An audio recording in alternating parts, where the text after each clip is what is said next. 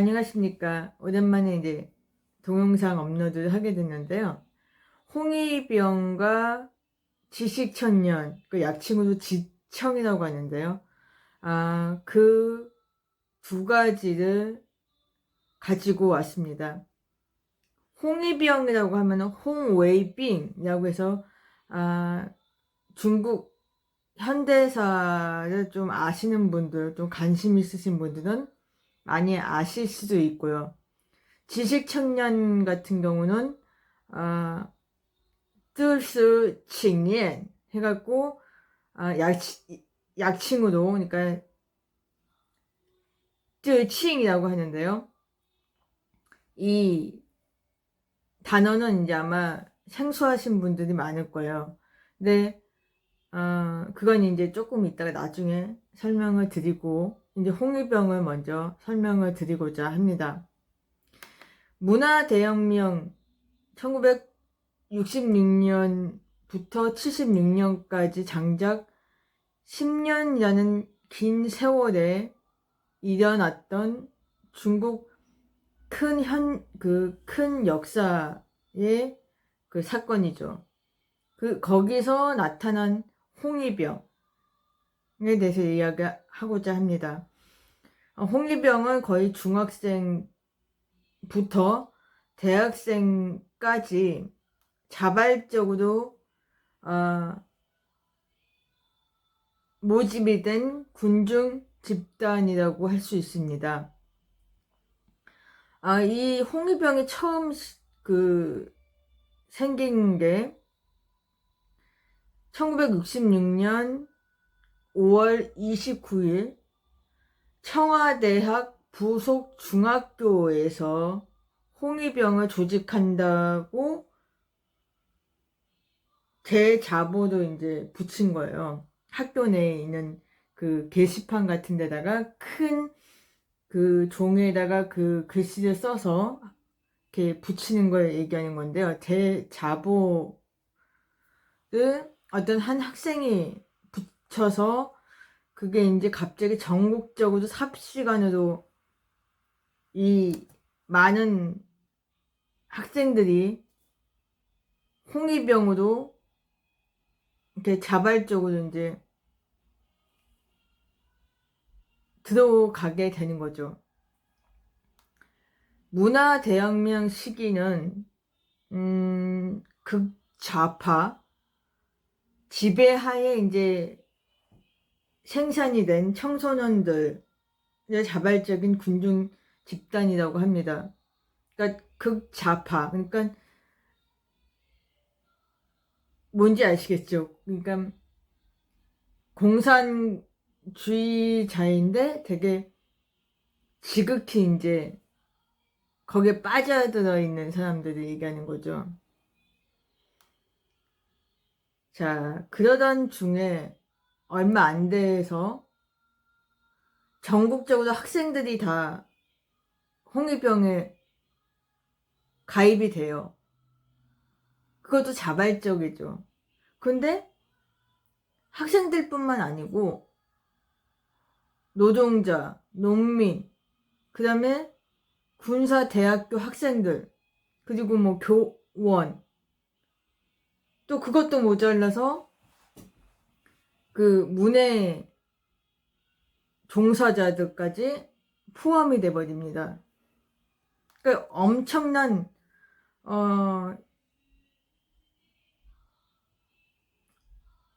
대중들이 그냥 삽시간에 그냥 모집이 돼버린 그런 상태가 일어난 거죠.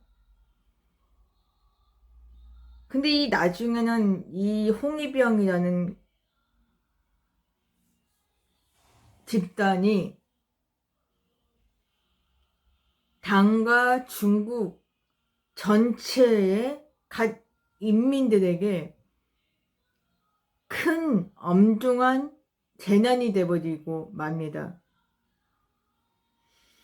왜 그랬을까요? 이제 이야기를 하고자 합니다. 당시 자본주의 가더는 단곤파, 그다음에 자산계급 운동 권위자들, 그리고 자산 계급의 이제 보황파, 그다음에 이런 파들이 있었고요. 그들을 숙청하고 없애야 한다는 그런 구호를 외칩니다. 그러면서 거기서 이제 혁명은 무죄다.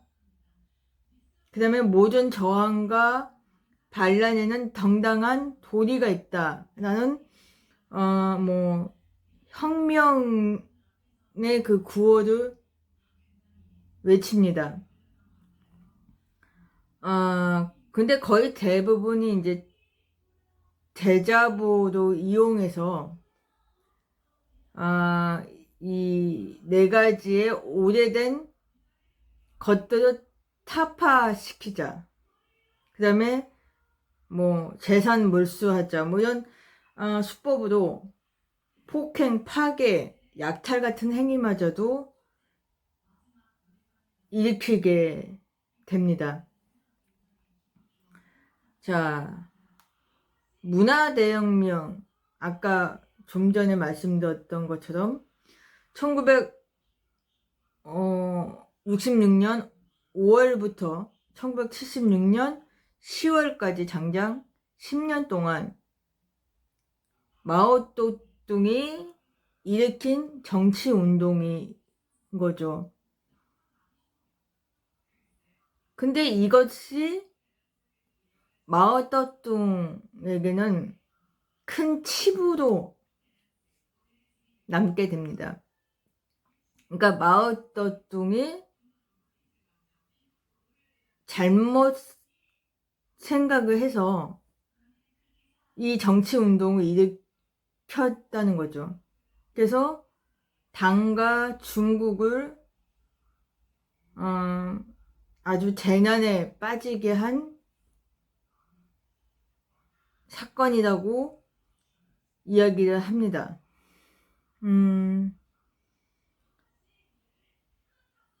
원래 그래서 이제 다시 말씀을 드리면 중후반에 들어와서 마오쩌둥의 부인인 강청, 그리고 그 최측근인 임표 등의 인물들이 이제 4인방이라고 하는 4명의 인물이 있어요. 그들이 이제 더 나서서 이 홍위병을 이용해서 문화대혁명을 진행을 하게 됩니다. 그래서 더욱더 부정적인 영향을 끼치게 되고 그게 더 재난을 더 일으켰다는 이야기까지 나옵니다. 그래서 나중에 마오쩌둥이 죽고 나서 이 4인방들이 체포가 되고 처형을 당하면서 이제 문화대혁명은 끝나는 걸로 알고 있습니다. 아무튼 마오쩌둥 입장에서는 각 지역에 그 잔여하는 그 남아있는 반대파, 그 다음에 수정주의자들, 그 다음에 봉건주의자, 자본주의자의 그 복귀를 방지하고자 신중국의 그 건립을 또 단단하게 하고자 일으켰던 혁명이 문화대혁명이었던 거예요. 그래서 이에 이 홍위병들이 더 대부분 마오쩌둥을 극단적으로 순상을 하는 경향들이 나타납니다.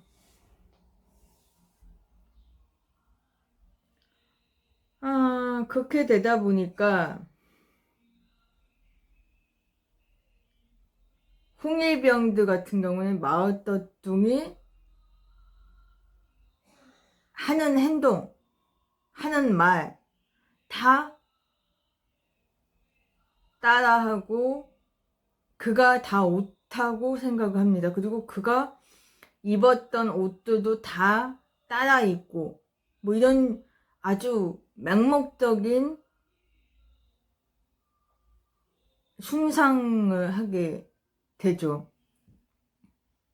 그러다 보니까 이제 마오쩌둥과 그 최측근이었던 사인방들이 홍위병을 더 이용을 할 수 있었죠. 근데 나중에 그게 자기네 치부가 돼버리니까 더 이상은 그들을 내버려 둘 수가 없는 거예요. 그래서 강제로 해체를 하려고 합니다. 그러다 보니까 그걸 이렇게 하려고 하니까 지식 청년이 생기게 되는데 그건 이제 나중에 말씀을 드리겠습니다.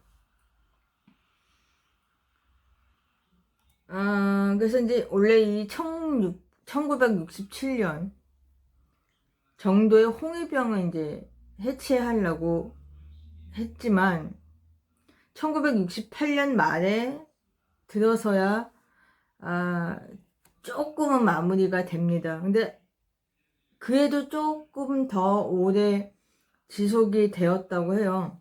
그게 아마 뭐 문화대혁명이 끝날쯤 돼서 이제 홍위병이 아주 다 없어졌다는 얘기가 있습니다. 자, 홍일병 그들이 4가지 옛날 것들을 타파한다고 했잖아요. 그게 뭐냐면 사상, 문화, 풍속, 습관들을 얘기하는 겁니다. 그래서 그들이 처음으로 했던 게 거리 이름, 그 다음에 상점 이름, 그다음에 학교 이름, 그 다음에 극장 이름, 공원 이름 이런 것들을 다 개명을 시킵니다.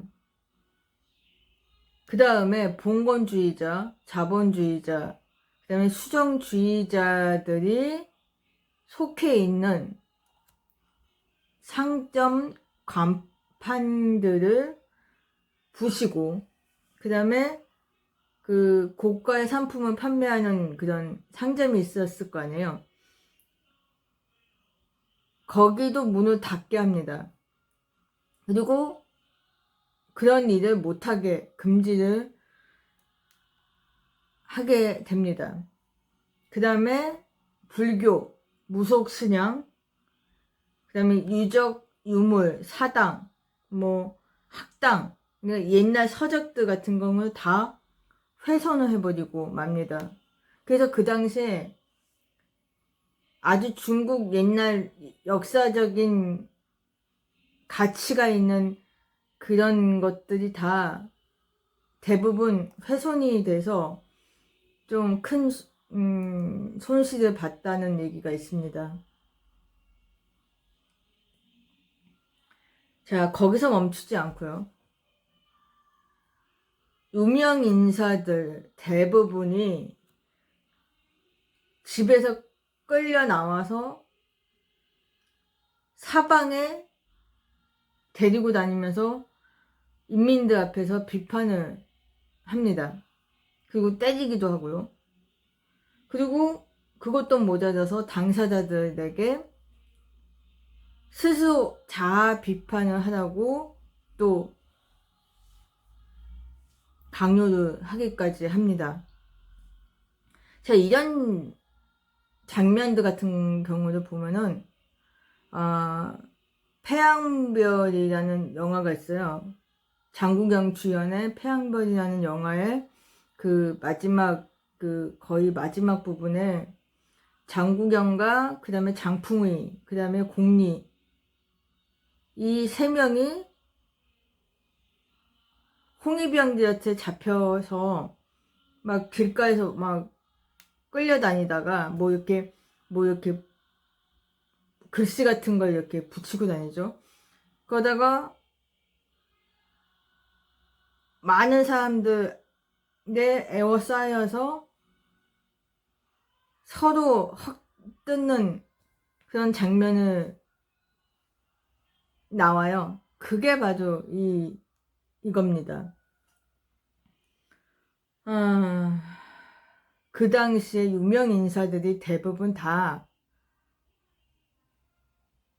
소설가, 미술가, 그러니까 문의 종사자들, 그 다음에 정치인들, 그 다음에 경제인들, 그 다음에 교육 종사자들이 포함이 되었다고 합니다.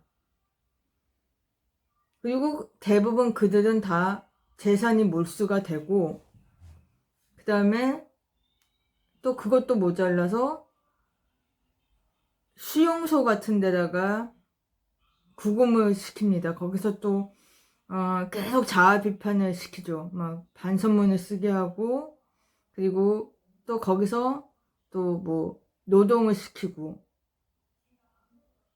그래서 그것으로 인해서 정신 이상자가 된 사람들도 있고요. 아니면 거기서 못 견디고 목숨을 끊는 사람들도 있고요. 아니면 너무 당해서 병에 걸려서 죽거나, 아무튼 이런 일들이 있었다고 합니다. 그 다음에 뭐 영화인들도 거기에 또 포함이 돼 있었고요. 그러니까 그들의 집중적인 타깃은 고급 지식분자, 그 다음에 유명한 배우들이 많았다고 합니다. 이게 이제 아까 말씀드렸던 것처럼 이런 행위들이 1968년에 다 마무리가 된 게 아니에요. 1979년까지도 다 적게나마 이런 행위들을 벌였다고 합니다. 그래서 완전히 마무리가 된 게, 해체가 된 게 1979년 10월이 되어서야 끝냈다고 합니다. 그러니까 문화 대혁명 끝난 시기에 끝난 거죠. 자, 홍위병들의 파들이 또 조금씩 또 많이 나눠져 있었다고 합니다. 근데 거기서 제일 크게 4가지로만 나눠지고요. 또 거기서 또 이렇게 퍼지는데, 제가 이제 소개해드리는 건 4가지만 소개를 해드릴게요. 너무 많아서. 첫 번째는 라오 홍웨이빙 해갖고 아주 초창기의 홍위병들을 의미하는 겁니다. 그리고 이들은 거의 그 공산당 간부 자대들이 여기에 속해 있었다고 합니다. 그래서 혈통론, 그 다음에 출신론이 중요시 여겼다고 합니다. 그 다음에 두 번째로 보수파, 라오홍 웨이빙을 모방한 파고요. 대부분 이들도 활동이 좋은 편에 속하는 사람들이었다고 합니다. 지방 당 조직과도 조직의 그룹이 속해져 있는 사람들이고요. 그러니까 라오홍 웨이빙은, 그러니까 아주 초창기 홍위병들 같은 경우는 그 그러니까 베이징 당의 조직사 간부들이고, 이쪽 보수파들은 지방 쪽을 얘기하는 겁니다. 그 다음에 조반파, 이들은 홍위병의 주체파라고 할 수 있죠. 그리고 행동파들이고요. 조반이라는 게 그게 그 반란을 일으켜서 행위를 벌이는 걸 조반파라고 할 수 있습니다.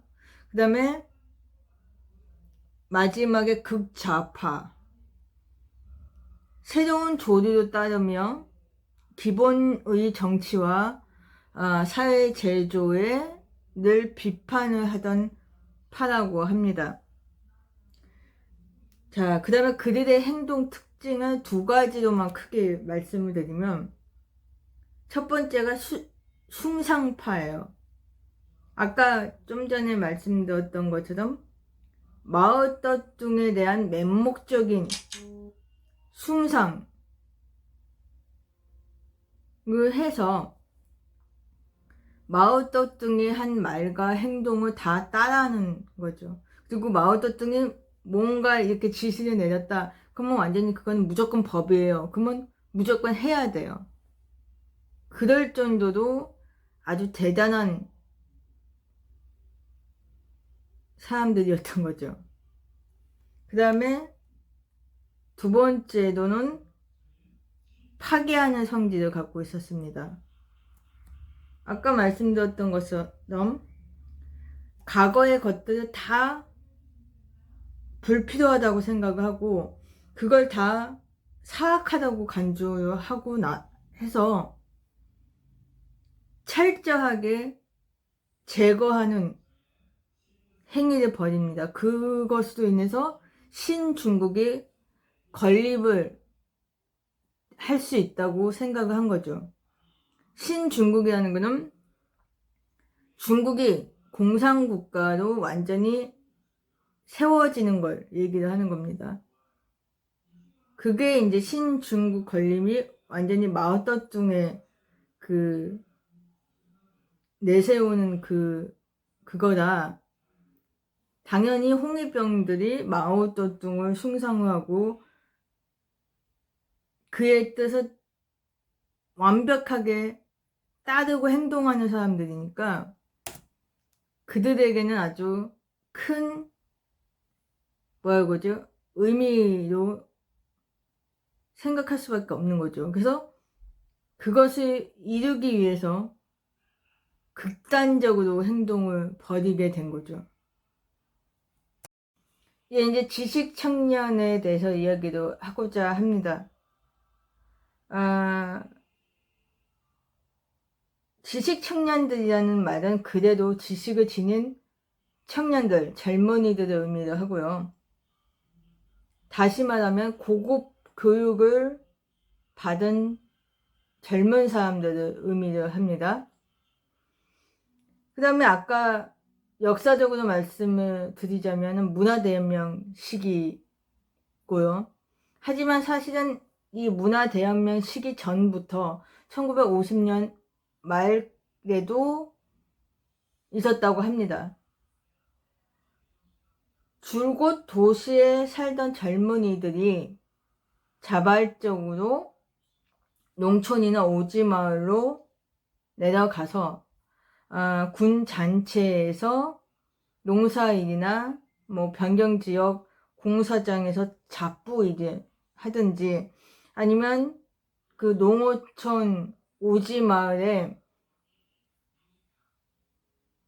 어린 아이들이 교육을 받지 못함으로 인해서 그들을 거기에 선생으로 이제 보내는 경우가 있어요. 근데 그런 일들을 그들에게 이제 하게 합니다.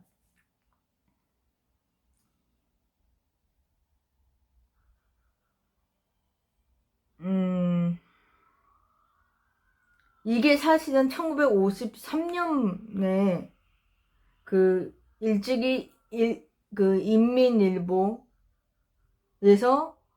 교교 졸업자들 조직해 농업 생산 노동을 참가하다라는 그 글을 시켜야 됐다고 합니다. 그게 이제 사회적인 논란으로 이제 발생을 하게 되고요. 그러니까 누가 그렇게 올렸는지는 모르겠고, 1955년에 마오쩌둥이 농촌은 광활한 세상이므로 거기에서 할 일들이 너무나 많다 난 말을 하면서 그 지식 청년들 산과 시골에 가라고 뭐 제안을 한 거지만 거의 지시를 내린 거죠.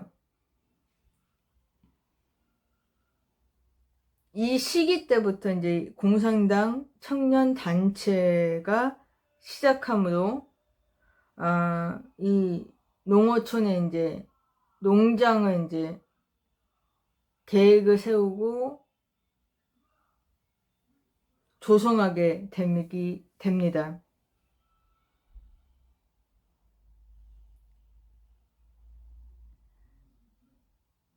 그리고 이제 문학계에서는 이제 그걸 이제 선전을 이제 하게 되죠.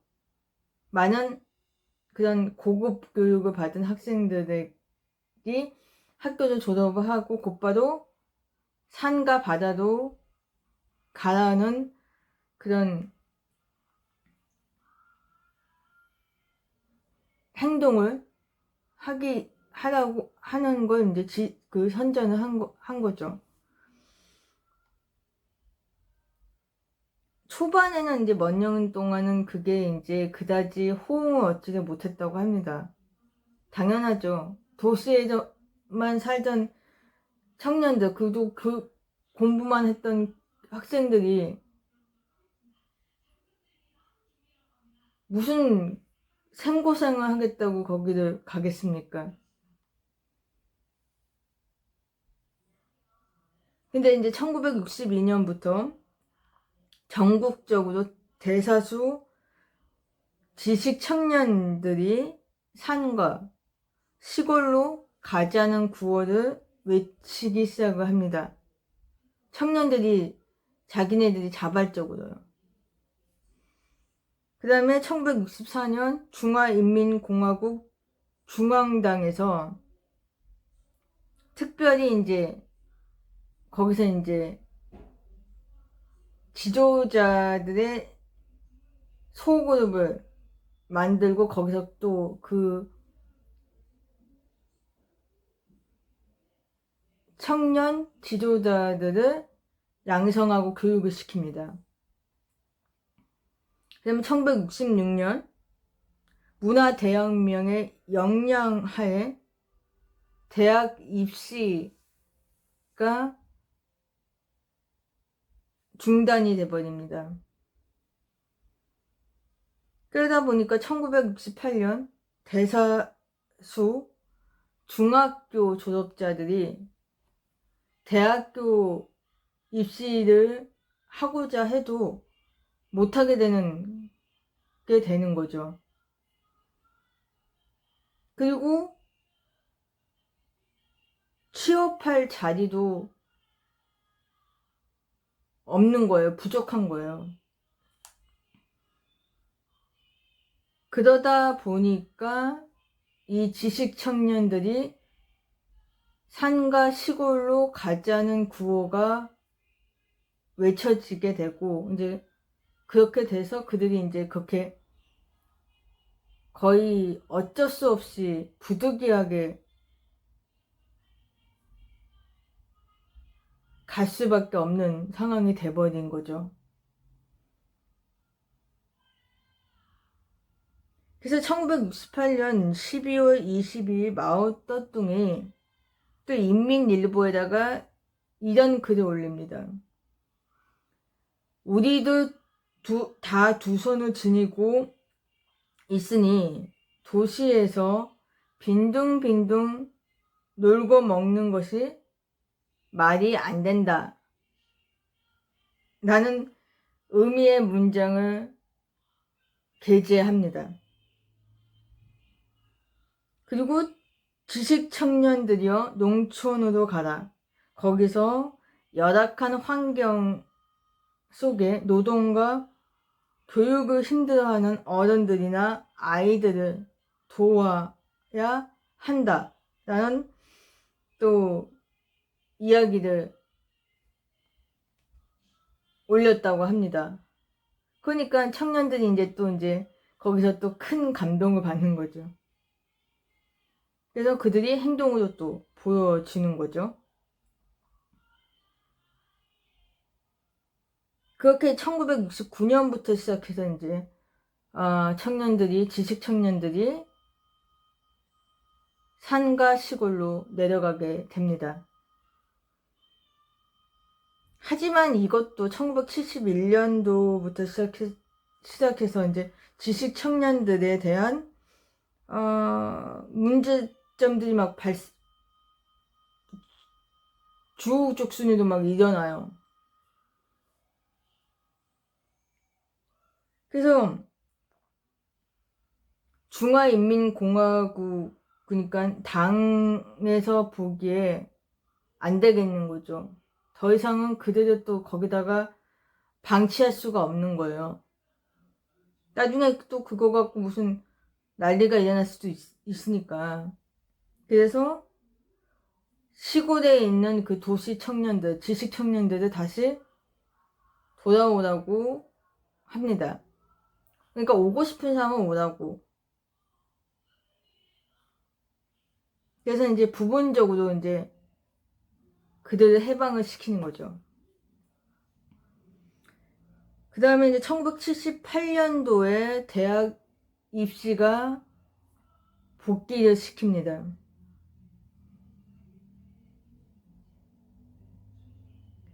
그러면서 이제 대다수 지식 청년들이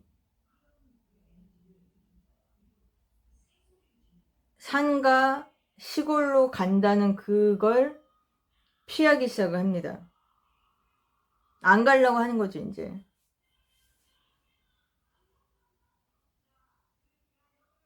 근데 이제 그 당시 동시에 또 이제 위난성이라는 오지 마을에서 남아있던 지식 청년들이 또 난동을 피웁니다.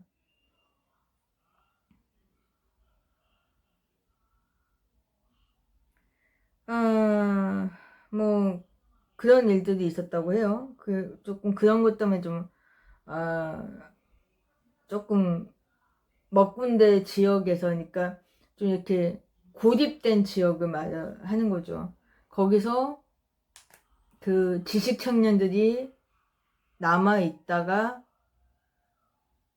이 난동을 피우고 뭐 그랬다고 해요. 그래서 그것으로 인해서 좀 큰 조그만 피해도 있고 그랬다고 합니다. 그래서 이제 안 되겠다 싶어서 완전히 이 지식 청년이 없어진 게 1980년 5월에 들어서야 완전한 해체가 되었다고 합니다.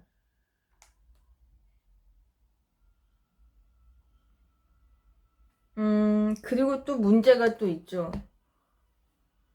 그 당시에 지식 청년들이 시골과 오지마을로 가서 생활을 하면서 남자들 같은 경우는 가정을 이루는 사람들이 많았다고 해요. 그러다 보니까 거기서 처자식을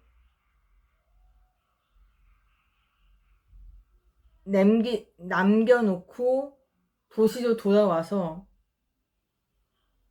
그들을 데리고 올라오는 게 아니라 그냥 거기다 방치를 해놓은 거예요. 그리고 자기는 그냥 도시에서 생활을 하고